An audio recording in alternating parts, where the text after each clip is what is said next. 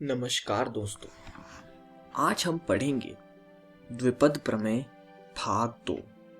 तो चलिए शुरू करते हैं। इस वीडियो में हम पढ़ेंगे मध्यम अवधि तथा द्विपद गुणांक। मध्यम अवधि दोस्तों, द्विपद प्रमेय को हम जब भी खोलेंगे यानी प्रमेय का विस्तार करेंगे तो उसमें कोई ना कोई मध्यम अवधि होगी जो कि घात n पर निर्भर करेगी। अब दोस्तों, जैसा कि हमने पिछले वीडियो में देखा है, यदि घात n होगी तो कुल अवधियां n जमा 1 होगी।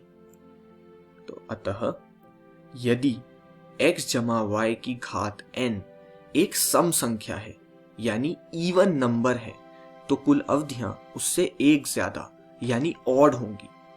तो इस स्थिति में हमारे पास एक मध्यम अवधि होगी और वो मध्यम अवधि होगी n/2 जमा 1।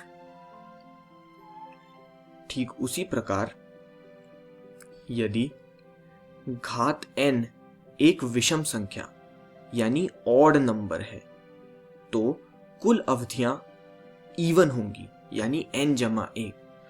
तो दो मध्यम अवधियां होंगी जो कि n जमा 1 भाग 2 तथा n जमा 3 भाग 2 होंगी।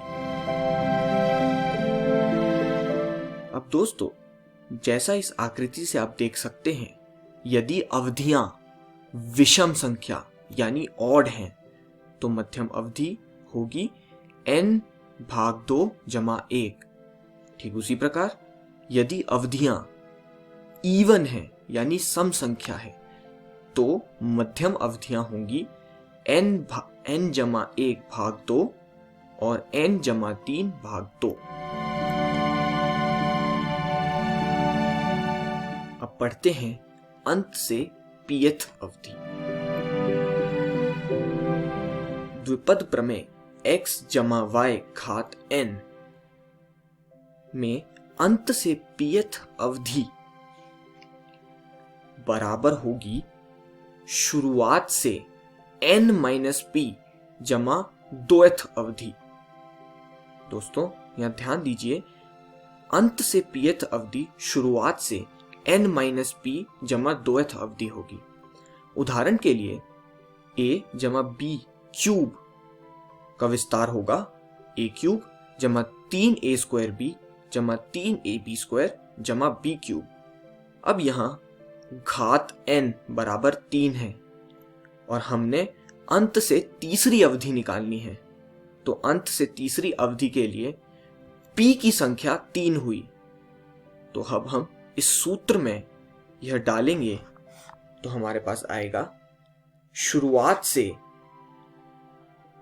3-3 जमा 2th अवधि यानी n-p जमा 2th अवधि जो कि है दूसरी अवधि यानी 3a²b। तो a जमा b क्यूब में अंत से तीसरी अवधि होगी 3a²b और जैसा कि आप विस्तार में देख सकते हैं, अंत से तीसरी अवधि है 3a²b।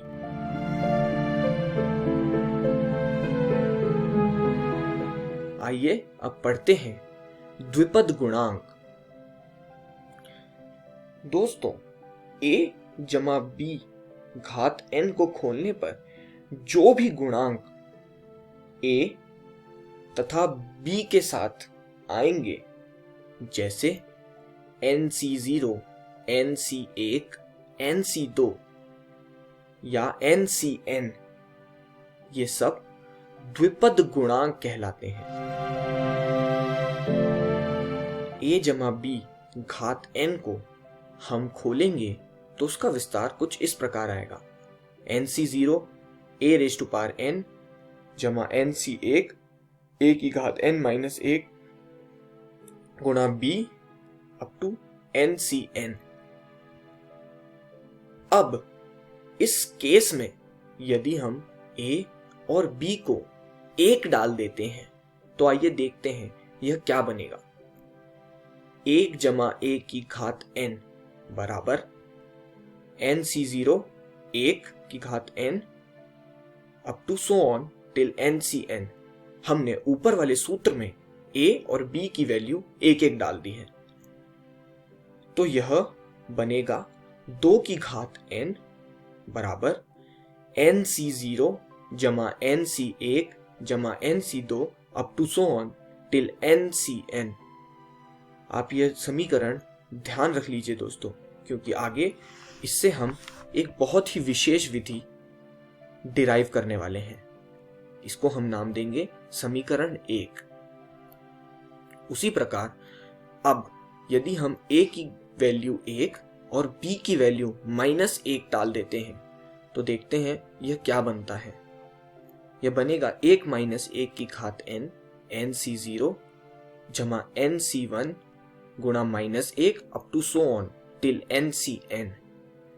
तो 1 - 1 हो गया 0 और यह रह जाएगा nc0 माइनस nc1 जमा nc2 minus nc3 up to so on till ncn।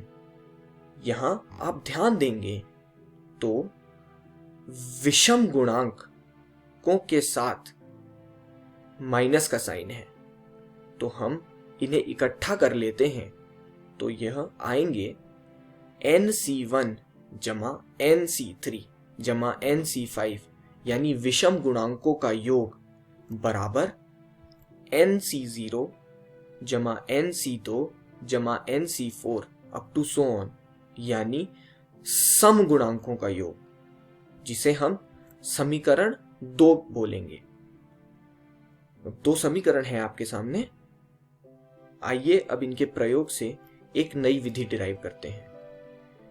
2 की घात n बराबर nc0 जमा nc1 up to so on till ncn, जो कि समीकरण 1 है। अब हम विषम गुणांकों तथा सम गुणांकों के योग को अलग अलग करके लिख लेते हैं, जैसा कि मैंने यहां लिखा है।